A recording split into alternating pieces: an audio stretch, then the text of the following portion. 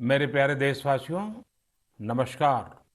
मन की बात ने वर्ष 2020 में अपना आधा सफर अब पूरा कर लिया है। इस दौरान हमने अनेक विषयों पर बात की। स्वाभाविक है कि जो वैश्विक महामारी आई, मानव जाति पर जो संकट आया, उस पर हमारी बातचीत कुछ ज्यादा ही रही। लेकिन इन दिनों मैं देख रहा हूं, लगातार लोगों में एक विषय पर चर्चा हो रही है कि आखिर ये साल कब बीतेगा।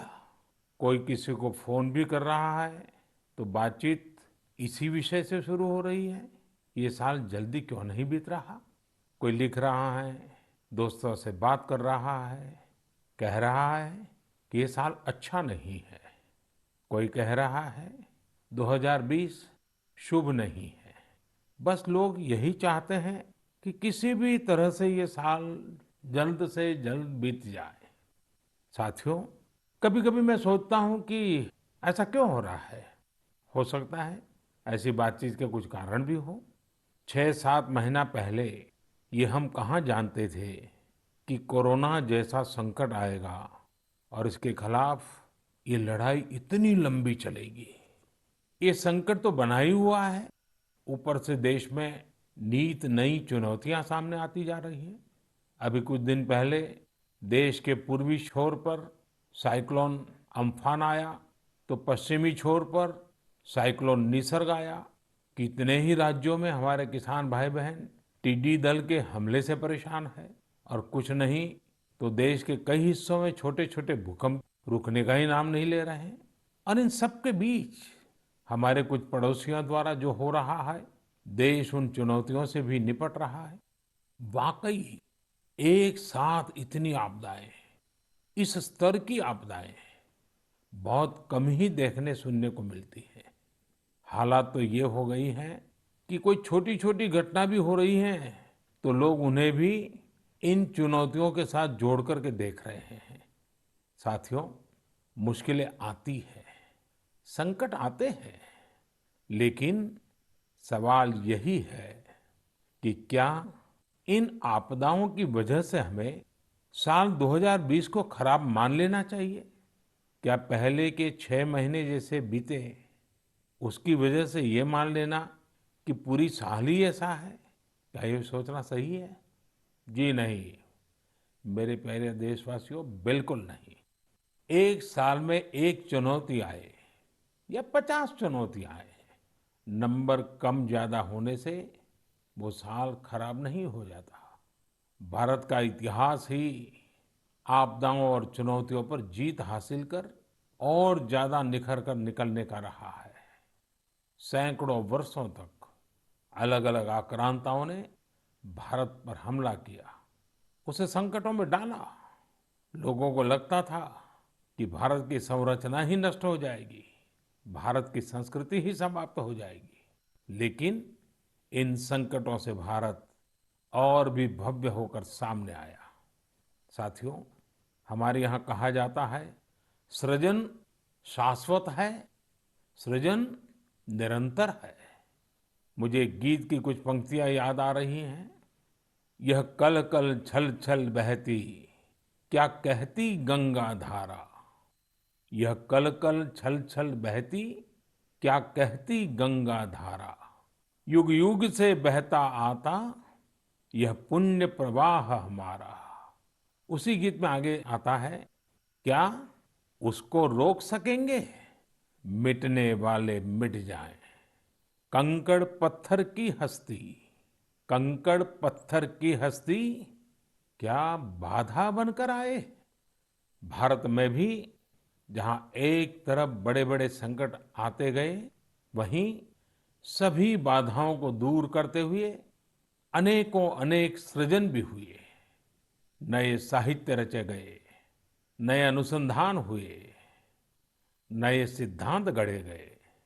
यानी संकट के दौरान भी हर क्षेत्र में सृजन की प्रक्रिया जारी रही और हमारी संस्कृति पुष्पित पल्लवित होती रही। देश आगे बढ़ता ही रहा। भारत ने हमेशा संकटों को सफलता की सीढ़ियों में परिवर्तित किया है। इसी भावना के साथ हमें आज भी इन सारे संकटों के बीच आगे बढ़ते ही रहना है। आप भी इसी विचार से आगे बढ़ेंगे, 130 करोड़ देशवासी आगे बढ़ेंगे, तो यही साल देश के लिए नए कीर्तिमान बनाने वाला साल साबित होगा। इसी साल में देश नए लक्ष्य प्राप्त करेगा, नई उड़ान भरेगा, नई ऊंचाइयों को छुएगा। मुझे पूरा विश्वास 130 करोड़ देशवासियों की शक्ति पर है, आप सब पर है, इस देश की महान परंपरा पर है। मेरे प्यारे देशवासियों, संकट चाहे जितना भी बड़ा हो, भारत के संस्कार निस्वार्थ भाव से सेवा की प्रेरणा देते हैं। भारत ने जिस तरह मुश्किल समय में दुनिया की मदद की, उसने आज शांति और विकास में भारत की भूमिका को और मजबूत किया है। दुनिया ने इस दौरान भारत की विश्व बंधुत्व की भावना को भी महसूस किया है और इसके साथ ही दुनिया ने अपनी संप्रभुता और सीमाओं की रक्षा करने के लिए भारत की ताकत और भारत के कमिटमेंट को भी देखा है।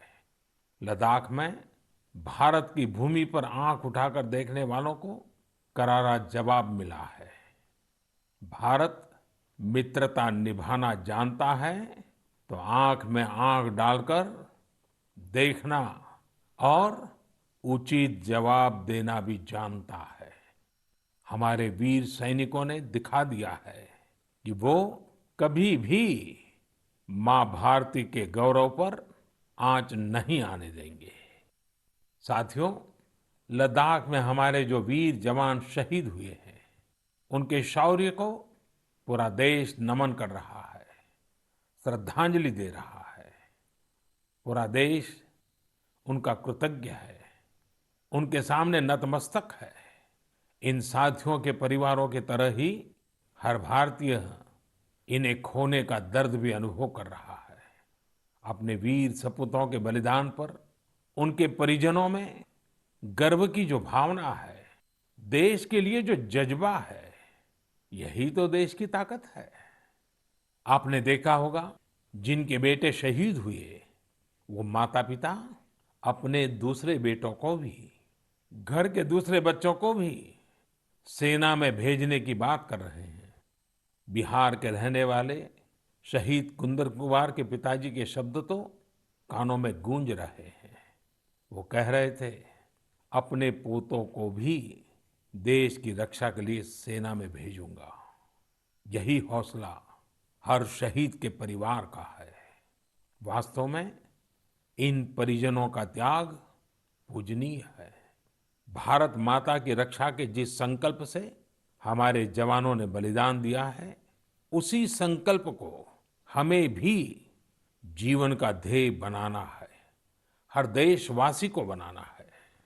हमारा हर प्रयास इसी दिशा में होना चाहिए, जिससे सीमाओं की रक्षा के लिए देश की ताकत बढ़े, देश और अधिक सक्षम बने, देश आत्मनिर्भर बने। यही हमारे शहीदों को सच्ची श्रद्धांजलि भी होगी। मुझे असम से रजनी जी ने लिखा है कि उन्होंने पूर्वी लद्दाख में जो कुछ हुआ, वो देखने के बाद एक प्रण लिया है। प्रण ये कि वो लोकल ही खरीदेंगे, इतना ही नहीं, लोकल के लिए वोकल भी होगी। ऐसे संदेश मुझे देश के हर कोने से आ रहे हैं। बहुत से लोग मुझे पत्र लिखकर बता रहे हैं कि वो इस और बढ़ चले हैं। इसी तरह तमिलनाडु के मदुरई से मोहन रामामूर्ति जी ने लिखा है कि वो भारत को डिफेंस के क्षेत्र में आत्मनिर्भर बनते हुए देखना चाहते हैं। साथियों, आजादी के पहले हमारा देश डिफेंस सेक्टर में दुनिया के कई देशों से आगे था। हमारे यहाँ अनेकों ऑर्डिनेंस फैक्ट्रियां होती थी। उस समय कई देश जो हमसे बहुत पीछे थे वो आज हमसे आगे हैं। आजादी के बाद डिफेंस सेक्टर में हमें जो प्रयास करने चाहिए थे, हमें अपने पुराने अनुभवों का जो लाभ उठाना चाहिए था, हम उसका लाभ नहीं उठा पाए। लेकिन आज डिफेंस सेक्टर में, टेक्नोलॉजी के क्षेत्र में भारत आगे बढ़ने का निरंतर प्रयास कर रहा है। भारत आत्मनिर्भरता की तरफ कदम बढ़ा रहा है। साथियों, कोई भी मिशन पीपल्स पार्टिसिपेशन, जन भागीदारी के बिना पूरा नहीं हो सकता, सफल नहीं हो सकता। इसलिए आत्मनिर्भर भारत की दिशा में एक नागरिक के तौर पर हम सबका संकल्प, समर्पण और सहयोग बहुत जरूरी है, अनिवार्य है। आप लोकल खरीदेंगे, लोकल के लिए वोकल होंगे, तो समझिए आप देश को मजबूत करने में अपनी भूमिका निभा रहे हैं। ये भी एक तरह से देश की सेवा ही है। आप किसी भी प्रोफेशन में हो, हर एक जगह देश सेवा का बहुत स्कोप होता ही है। देश की आवश्यकता को समझते हुए जो भी कार्य करते हैं वो देश की सेवा ही होती है। आपकी यही सेवा देश को कहीं न कहीं मजबूत भी करती है।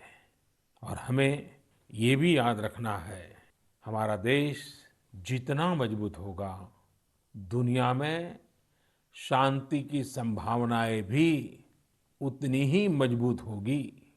हमारे यहाँ कहा जाता है, विद्या विवादाय धनम मदाय, विद्या विवादाय धनम मदाय, शक्ति ही परेशान परिपीडनाय, खलस्य साधो विपरीतम एतत्, ज्ञानाय दानाय च रक्षणाय। अर्थात अगर स्वभाव से दुष्ट है तो विद्या का प्रयोग व्यक्ति विवाद में, धन का प्रयोग घमंड में और ताकत का प्रयोग दूसरों को तकलीफ देने में करता है।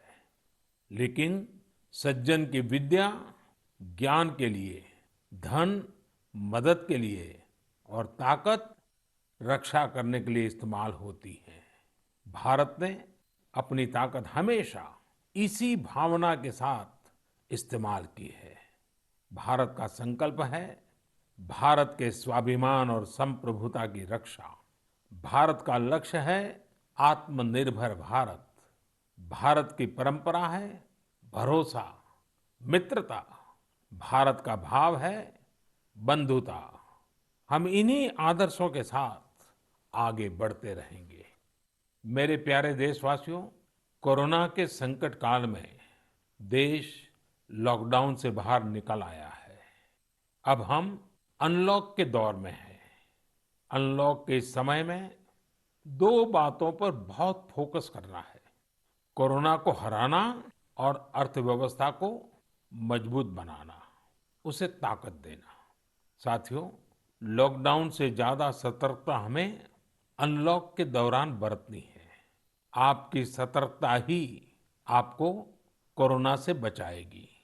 इस बात को हमेशा याद रखिए कि अगर आप मास्क नहीं पहनते हैं, 2 गज की दूरी का पालन नहीं करते हैं या फिर दूसरी जरूरी सावधानियां नहीं बरतते हैं, तो आप अपने साथ साथ दूसरों को भी जोखिम में डाल रहे हैं। खास तौर पर घर के बच्चों और बुजुर्गों को।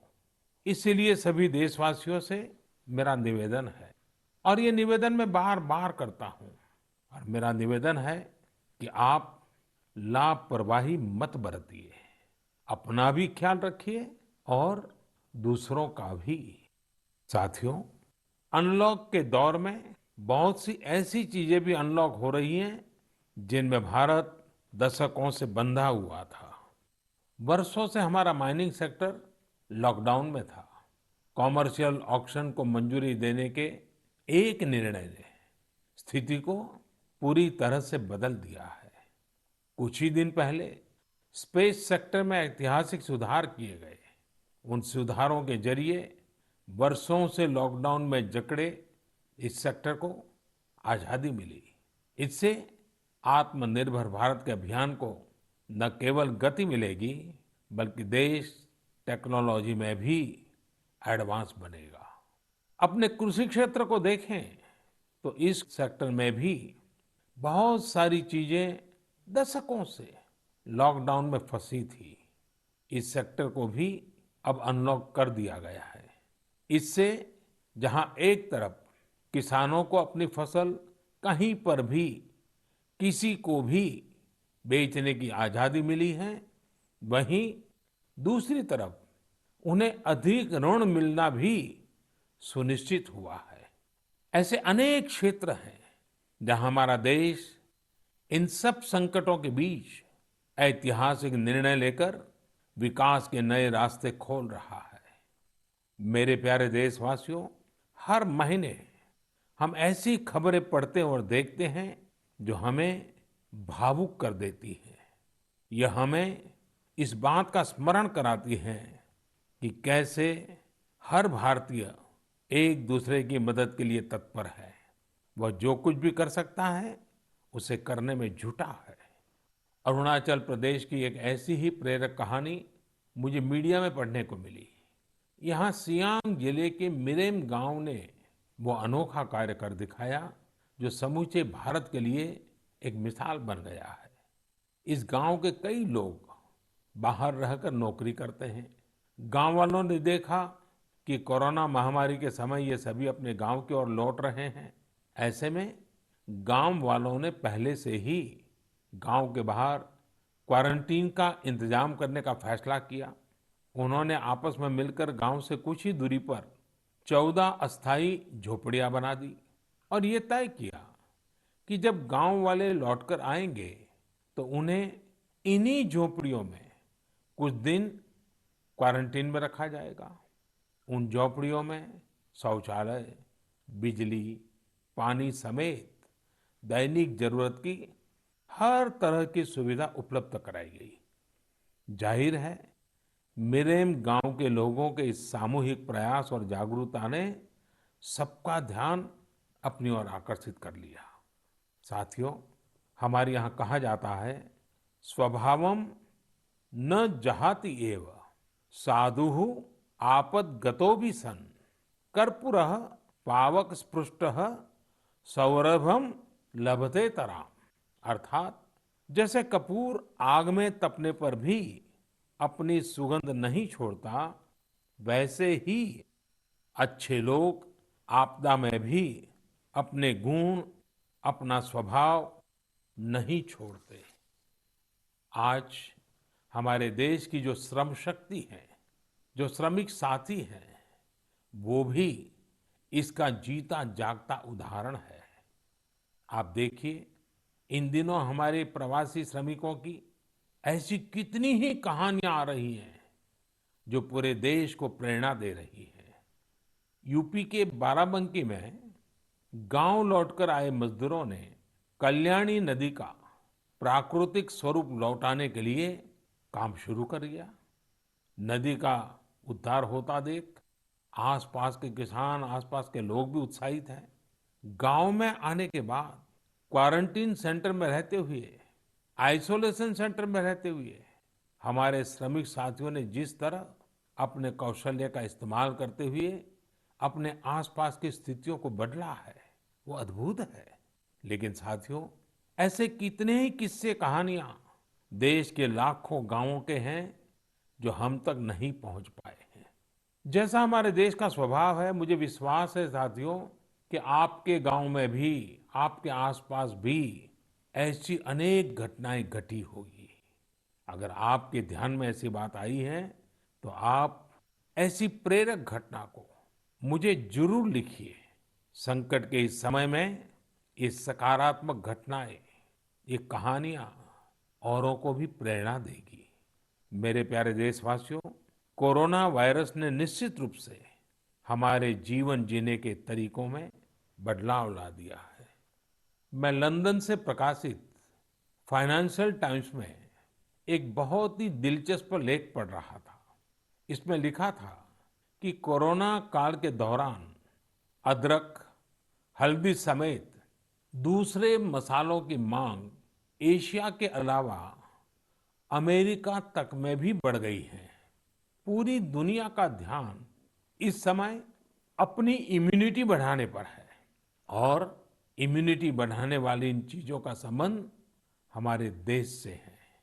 हमें इनकी खासियत विश्व के लोगों को ऐसी सहज और सरल भाषा में बतानी चाहिए जिससे वे आसानी से समझ सकें और हम एक हेल्दियर प्लेनेट बनाने में अपना योगदान दे सकें। मेरे प्यारे देशवासियों, कोरोना जैसा संकट नहीं आया होता तो शायद जीवन क्या है, जीवन क्यों है, जीवन कैसा है, हमें शायद ये याद ही नहीं आता। कई लोग इसी वजह से मानसिक तनाव में जीते रहे हैं। तो दूसरी ओर लोगों ने मुझे ये भी शेयर किया है कि कैसे लॉकडाउन के दौरान खुशियों के छोटे छोटे पहलू भी उन्होंने जीवन में रीडिस्कवर किए हैं। कई लोगों ने मुझे पारंपरिक इंडोर गेम्स खेलने और पूरे परिवार के साथ उसका आनंद लेने के अनुभव भेजे हैं। साथियों, हमारे देश में पारंपरिक खेलों की बहुत समृद्ध विरासत रही है। जैसे आपने एक खेल का नाम सुना होगा, पचीसी। यह खेल तमिलनाडु में पल्लान्गुली, कर्नाटक में अली गुली मणे और आंध्र प्रदेश में वामन गुंटलू के नाम से खेला जाता है। ये एक प्रकार का स्ट्रेटेजी गेम है जिसमें एक बोर्ड का उपयोग किया जाता है। इसमें कई खांचे होते हैं जिनमें मौजूद गोली या बीज को खिलाड़ियों को पकड़ना होता है। कहा जाता है कि यह गेम दक्षिण भारत से दक्षिण पूर्व एशिया और फिर दुनिया में फैला है। साथियों, आज हर बच्चा सांप सीढ़ी के खेल के बारे में जानता है, लेकिन क्या आपको पता है कि यह भी एक भारतीय पारंपरिक गेम का ही रूप है जिसे मोक्ष पाटम या परम पदम कहा जाता है। हमारे यहाँ का एक और पारंपरिक गेम रहा है गुट्टा। बड़े भी गुट्टे खेलते हैं और बच्चे भी। बस एक ही साइज के 5 छोटे पत्थर उठाएं और आप गुट्टे खेलने के लिए तैयार। एक पत्थर हवा में उछालिए और जब तक वो पत्थर हवा में हो आपको जमीन पर रखे बाकी पत्थर उठाने होते हैं। आम तौर पर हमारे यहाँ इंडोर खेलों में कोई बड़े साधनों की जरूरत नहीं होती है। कोई एक चौक या पत्थर ले आता है, उसे जमीन पर ही कुछ लकीरें खींच देता है और फिर खेल शुरू हो जाता है। जिन खेलों में डाइस की जरूरत पड़ती है, कौड़ियों से या इमली के बीज से भी काम चल जाता है। साथियों, मुझे मालूम है आज जब मैं ये बात कर रहा हूँ कितने ही लोग अपने बचपन में लौट गए होंगे, कितनों को ही अपने बचपन के दिन याद आ गए होंगे। मैं यही कहूंगा कि उन दिनों को आप भूले क्यों है, उन खेलों को आप भूले क्यों है। मेरा घर के नाना नानी दादा दादी घर के बुजुर्गों से आग्रह है कि नई पीढ़ी में ये खेल आप अगर ट्रांसफर नहीं करेंगे तो कौन करेगा। जब ऑनलाइन पढ़ाई की बात आ रही है तो बैलेंस बनाने के लिए ऑनलाइन खेल से मुक्ति पाने के लिए भी हमें ऐसे करना ही होगा। हमारी युवा पीढ़ी के लिए भी, हमारे स्टार्टअप्स के लिए भी यहाँ एक नया अवसर है और मजबूत अवसर है। हम भारत के पारंपरिक इंडोर गेम्स को नए और आकर्षक रूप में प्रस्तुत करें।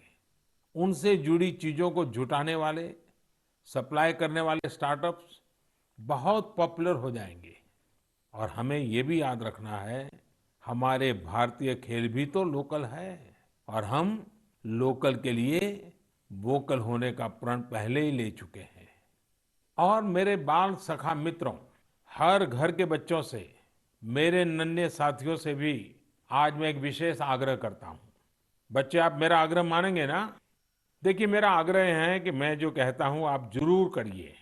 एक काम करिए, जब थोड़ा समय मिले तो माता पिता से पूछकर मोबाइल उठाइए और अपने दादा दादी नाना नानी या घर में जो भी बुजुर्ग हैं उनका इंटरव्यू रिकॉर्ड कीजिए, अपने मोबाइल फोन में रिकॉर्ड करिए। जैसे आपने टीवी पर देखा होगा ना, कैसे पत्रकार इंटरव्यू करते हैं, बस वैसा ही इंटरव्यू आप कीजिए। और आप उनसे सवाल क्या करेंगे, मैं आपको सुझाव देता हूँ। आप उनसे जरूर पूछिए कि वो बचपन में उनका रहन सहन कैसा था, वो कौन से खेल खेलते थे, कभी नाटक देखने जाते थे, सिनेमा देखने जाते थे, कभी छुट्टियों में मामा के घर जाते थे, कभी खेत खलिहान में जाते थे, त्योहार कैसे मनाते थे। बहुत सी बातें आप उनको पूछ सकते हैं। उनको भी 40-50 साल 60 साल पुरानी अपनी जिंदगी या बायोग्राफी, इतिहास की सच्चाई के निकट जाने के लिए बहुत ही उपयोगी माध्यम होती है। आप भी अपने बड़े बुजुर्गों से बातें करेंगे तो उनके समय की बातों को, उनके बचपन, उनके युवा काल की बातों को और आसानी से समझ पाएंगे। ये बेहतरीन मौका है कि बुजुर्ग भी अपने बचपन के बारे में, उस दौर के बारे में अपने घर के बच्चों को बताएं। साथियों, देश के एक बड़े हिस्से में अब मानसून पहुंच चुका है। इस बार बारिश को लेकर मौसम विज्ञानी भी बहुत उत्साहित हैं, बहुत उम्मीद जता रहा है। बारिश अच्छी होगी तो हमारे किसानों की फसलें अच्छी होगी, वातावरण भी हरा भरा होगा। बारिश के मौसम में प्रकृति भी जैसे खुद को रिजुवेनेट कर लेती है। मानव प्राकृतिक संसाधनों का जितना दोहन करता है, प्रकृति एक तरह से बारिश के समय उनकी भरपाई करती है, रिफिलिंग करती है। लेकिन ये रिफिलिंग तभी हो सकती है जब हम भी इसमें अपनी धरती माँ का साथ दें, अपना दायित्व निभाएं। हमारे द्वारा किया गया थोड़ा सा प्रयास प्रकृति को, पर्यावरण को बहुत मदद करता है। हमारे कई देशवासी तो इसमें बहुत बड़ा काम कर रहे हैं। कर्नाटक के मंडावली में एक 80-85 साल के बुजुर्ग हैं, कामेगौड़ा जी। कामेगौड़ा जी एक साधारण किसान है, लेकिन उनका व्यक्तित्व बहुत असाधारण है। उन्होंने एक ऐसा काम किया है कि कोई भी आश्चर्य में पड़ जाएगा। 80-85 साल के कामेगौड़ा जी अपने जानवरों को चराते हैं, लेकिन साथ साथ उन्होंने अपने क्षेत्र में नए तालाब बनाने का भी बीड़ा उठाया हुआ है। वे अपने इलाके में पानी की समस्याओं को दूर करना चाहते हैं, इसलिए जल संरक्षण के काम में छोटे छोटे तालाब बनाने के काम में जुटे हैं। आप हैरान होंगे कि 80-85 वर्ष के कामेगौड़ा जी अब तक 16 तालाब खोद चुके हैं, अपनी मेहनत से, अपने परिश्रम से। हो सकता है कि जो तालाब उन्होंने बनाए वो बहुत बड़े ना हो, लेकिन उनका ये प्रयास बहुत बड़ा है। आज पूरे इलाके को इन तालाबों से एक नया जीवन मिला है। साथियों, गुजरात के वडोदरा का भी एक उदाहरण बहुत प्रेरक है। यहाँ जिला प्रशासन और स्थानीय लोगों ने मिलकर एक दिलचस्प मुहिम चलाई। इस मुहिम की वजह से आज वडोदरा में 1000 स्कूलों में रेन वाटर हार्वेस्टिंग होने लगी है। एक अनुमान है कि इस वजह से हर साल औसतन करीब 10 करोड़ लीटर पानी बेकार बह जाने से बचाया जा रहा है। साथियों, इस बरसात में प्रकृति की रक्षा के लिए, पर्यावरण की रक्षा के लिए हमें भी कुछ इसी तरह सोचने की, कुछ करने की पहल करनी चाहिए। जैसे कई स्थानों पर गणेश चतुर्थी को लेकर तैयारियां शुरू होने जा रही होगी। क्या इस बार हम प्रयास कर सकते हैं कि इको फ्रेंडली गणेश जी की प्रतिमाएं बनाएंगे और उन्हीं का पूजन करेंगे? क्या हम ऐसी प्रतिमाओं के पूजन से बच सकते हैं जो नदी तालाबों में विसर्जित किए जाने के बाद जल के लिए, जल में रहने वाले जीव जंतुओं के लिए संकट बन जाती है? मुझे विश्वास है आप ऐसा जरूर करेंगे। और इन सब बातों के बीच हमें ये भी ध्यान रखना है कि मानसून के सीजन में कई बीमारियां भी आती हैं। कोरोना काल में हमें इनसे भी बचकर रहना है। आयुर्वेदिक औषधियाँ, काढ़ा, गर्म पानी, इन सब का इस्तेमाल करते रहिए, स्वस्थ रहिए। मेरे प्यारे देशवासियों, आज 28 जून को भारत अपने एक भूतपूर्व प्रधानमंत्री को श्रद्धांजलि दे रहा है। जिन्होंने एक नाजुक दौर में देश का नेतृत्व किया। हमारे ये पूर्व प्रधानमंत्री श्री पीवी नरसिम्हा राव जी की आज जन्म शताब्दी वर्ष की शुरुआत का दिन है। जब हम पीवी नरसिम्हा राव जी के बारे में बात करते हैं तो स्वाभाविक रूप से राजनेता के रूप में उनकी छवि हमारे सामने उभरती है। लेकिन ये भी सच्चाई है कि वो अनेक भाषाओं को जानते थे, भारतीय एवं विदेशी भाषाएं बोल लेते थे। वे एक और भारतीय मूल्यों में रचे बसे थे तो दूसरी ओर उन्हें पाश्चात्य साहित्य और विज्ञान का भी ज्ञान था। वे भारत के सबसे अनुभवी नेताओं में से एक थे। लेकिन उनके जीवन का एक और पहलू भी है और वो उल्लेखनीय है, हमें जानना भी चाहिए। साथियों, नरसिम्हा राव जी अपनी किशोरावस्था में ही स्वतंत्रता आंदोलन में शामिल हो गए थे। जब हैदराबाद के निजाम ने वंदे मातरम गाने की अनुमति देने से इनकार कर दिया था, तब उनके खिलाफ आंदोलन में उन्होंने भी सक्रिय रूप से हिस्सा लिया था। उस समय उनकी उम्र सिर्फ 17 साल थी। छोटी उम्र से ही श्रीमान नरसिम्हा राव अन्याय के खिलाफ आवाज उठाने में आगे थे। अपनी आवाज बुलंद करने में कोई कोर कसर बाकी नहीं छोड़ते थे। नरसिम्हा राव जी इतिहास को भी बहुत अच्छी तरह समझते थे। बहुत ही साधारण पृष्ठभूमि से उठकर उनका आगे बढ़ना, शिक्षा पर उनका जोर, सीखने की उनकी प्रवृत्ति और इन सब के साथ उनकी नेतृत्व क्षमता, सब कुछ स्मरणीय है। मेरा आग्रह है कि नरसिम्हा राव जी के जन्म शताब्दी वर्ष में हम सभी लोग उनके जीवन और विचारों के बारे में ज्यादा से ज्यादा जानने का प्रयास करें। मैं एक बार फिर उन्हें अपनी श्रद्धांजलि अर्पित करता हूँ। मेरे प्यारे देशवासियों, इस बार मन की बात में कई विषयों पर बात हुई। अगली बार जब हम मिलेंगे तो कुछ और नए विषयों पर बात होगी। आप अपने संदेश, अपने इनोवेटिव आइडियाज मुझे जरूर भेजते रहिए। हम सब मिलकर आगे बढ़ेंगे और आने वाले दिन और भी सकारात्मक होंगे। जैसा कि मैंने आज शुरू में कहा, हम इसी साल यानी 2020 में ही बेहतर करेंगे, आगे बढ़ेंगे और देश भी नई ऊंचाइयों को छुएगा। मुझे भरोसा है कि 2020 भारत को इस दशक में एक नई दिशा देने वाला वर्ष साबित होगा। इसी भरोसे को लेकर आप भी आगे बढ़िए, स्वस्थ रहिए, सकारात्मक रहिए। इन्हीं शुभकामनाओं के साथ आप सभी का बहुत बहुत धन्यवाद। नमस्कार।